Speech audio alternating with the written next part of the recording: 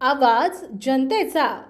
मालेगाव शेलू बाजार राज्य महामार्गावरील डव्हा फाट्यापासून विश्व मंदिर पर्यंत रस्त्याचे कामास सुरुवात झाली नाही तर दिनांक 18 जानेवारी रोजी दुपारी 1 वाजता रास्ता रोको करण्यात येणार असल्याची माहिती या मागणीसाठी धरणे आंदोलन करणारे सुभाषराव घुगे यांनी दिली आहे। हा रस्ता रोको नागपूर जालना राज्य महामार्गावर डव्हा फाटा येथे करण्यात येणार आहे।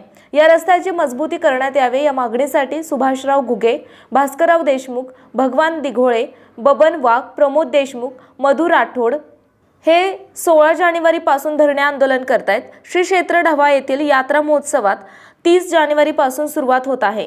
4 फेब्रुवारी रोजी महाप्रसादाचे वितरण करण्यात येणार आहे। त्यावेळी लाखो भाविक महाप्रसादासाठी येत असतात। भाविकांची गैरसोय होऊ नये म्हणून या रस्त्याचे काम त्वरित करण्याची मागणी भाविकांनी केली आहे।